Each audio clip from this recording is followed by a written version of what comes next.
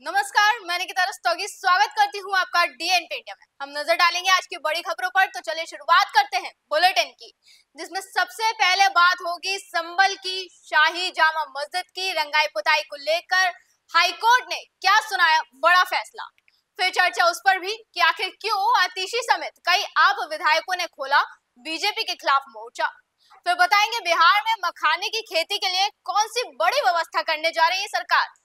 फिर दिखाएंगे कैसे बिहार चुनाव को लेकर एक्शन मोड में आ गई बीजेपी।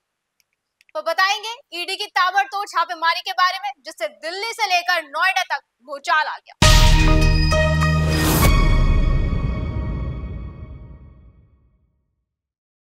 संभल की शाही जामा मस्जिद एक बार फिर विवादों में है। विवाद मस्जिद की रंगाई पुताई को लेकर है। जामा मस्जिद कमेटी के सदर जफर अली ने रमजान का हवाला देते हुए एएसआई से मांग करी कि मस्जिद में रंगाई पुताई कराने की अनुमति दी जाए, जबकि हिंदू संगठन इस मांग का विरोध कर रहे हैं। फिर मामला कोर्ट पहुंचा और कोर्ट ने इस पर बड़ा फैसला सुनाया।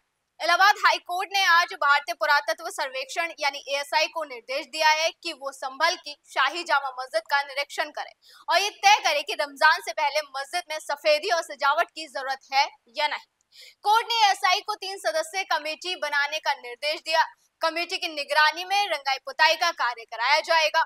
मस्जिद कमेटी की ओर से रंगाई पुताई और सफाई कराए जाने की मांग की गई थी। मस्जिद कमेटी की मांग थी कि रमजान का महीना शुरू होने से पहले पूरे क्षेत्र को साफ कराया जाए, मस्जिद की पुताई हो। इसको लेकर मस्जिद कमेटी की ओर से हाई कोर्ट में याचिका दायर की गई थी। इस पर अब फैसला आया है कि मस्जिद की सफाई और रंगाई पुताई का कार्य किया जा सकता है। आम आदमी पार्टी के विधायकों ने दिल्ली विधानसभा परिसर के बाहर बैठकर बीजेपी सरकार के खिलाफ विरोध प्रदर्शन किया। आम आदमी पार्टी का आरोप है कि भारतीय लोकतंत्र के इतिहास में पहली बार चुने हुए विधायकों को विधानसभा परिसर में प्रवेश से रोका जा रहा है। आपके विधायक विधानसभा के गेट के बाहर बैठे हुए थे, जहां उन्होंने बीजेपी पर तानाशाही का आरोप लगाते हुए कहा कि पुलिस ने उन्हें कोई वैध आदेश नहीं दिखाया। पार्टी का कहना है कि उन्होंने जय भीम के नारे लगाए तो उन्हें विधानसभा परिसर से बाहर निकाल दिया गया। सुनिए इस पर आतिशी का क्या कहना है। दिखाइए, ये तानाशाही चल रही है क्या? आप कैसे हमें यहाँ पे रोक सकते हैं? ऑर्डर तो दिखाइए, कहाँ पे रुका है? ऑर्डर दिखाइए कहाँ है?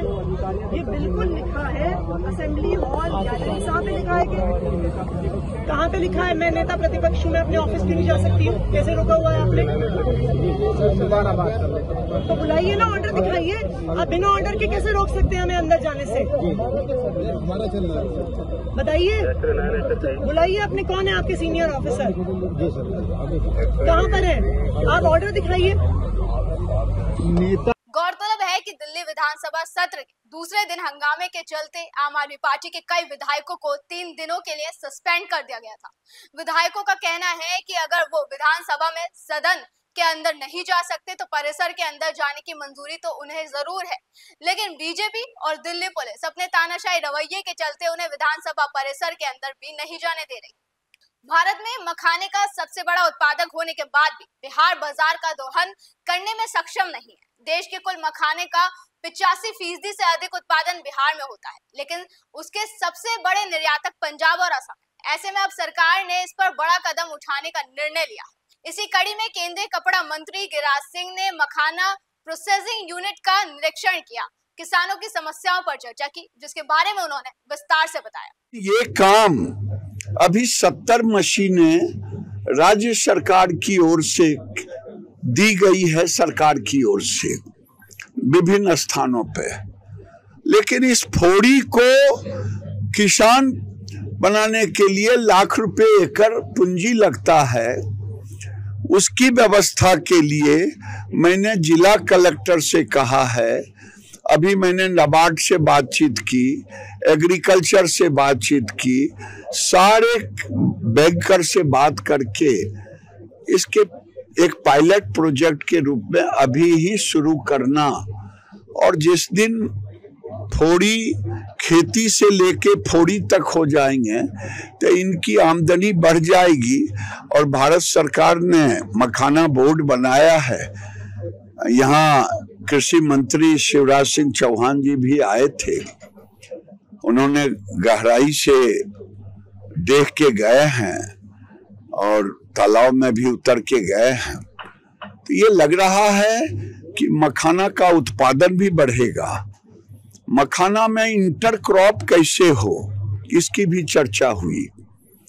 जब तक किसानों को 1 लाख में इंटर क्रॉप मिला के 1.5 लाख रुपया ना हो, तब तक किसान को मखाना की खेती की ओर मुड़ना थोड़ा डिफिकल्ट होगा। ये दोनों काम पर आज चर्चा हुई। मुझे खुशी है भुवन जी को, भुवन सरावगी को, जिन्होंने सारे स्टेक को यहाँ पर बुलाया, सरकार के भी टीम को बुलाया, और मैंने कलेक्टर से बातचीत की है। अब कलेक्टर एक तात्काल मीटिंग रखेंगे, फोड़ी को किसान बनाएंगे।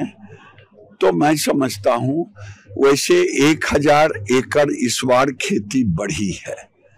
आने वाले दिन में ये और खेती बढ़ेगी, और मखाना 90% ये बिहार में ही होता है, सुपर फूड में है।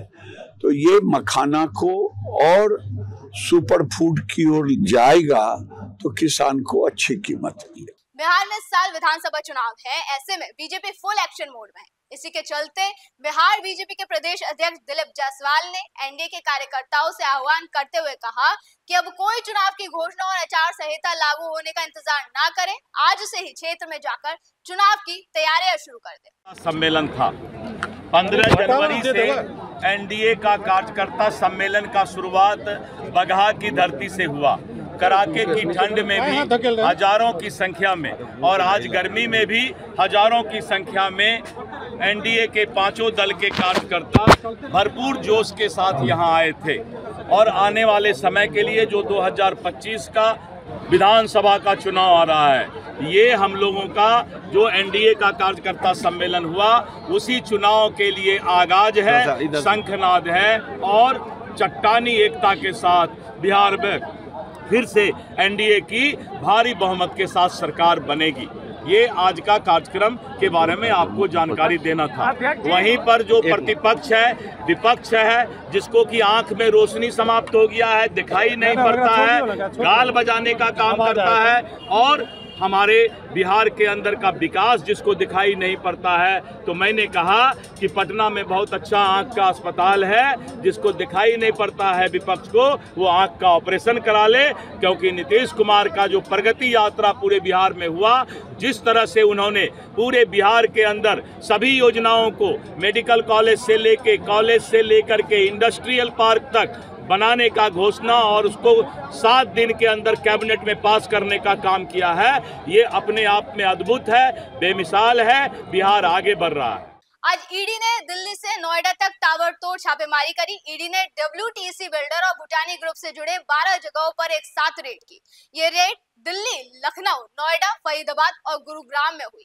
बताया जा रहा है कि ईडी ने ये कार्रवाई निवेशकों से धोखाधड़ी के मामले में करी। ईडी ने WTC बिल्डर और भूटानी ग्रुप से जुड़े 12 जगहों पर छापेमारी की है। नोएडा के सेक्टर 90 स्थित बिल्डर के एक ऑफिस पर भी ईडी ने रेड की है।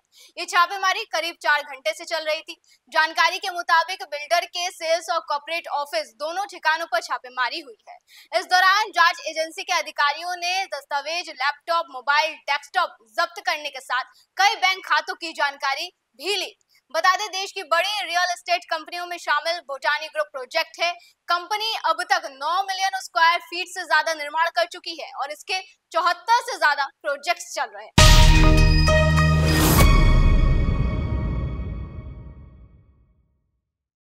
ऐसी देश और दुनिया की तमाम बड़ी खबरों पर हमारी बनी रहेगी नजर। आप देखते रहे DNP इंडिया। नमस्कार।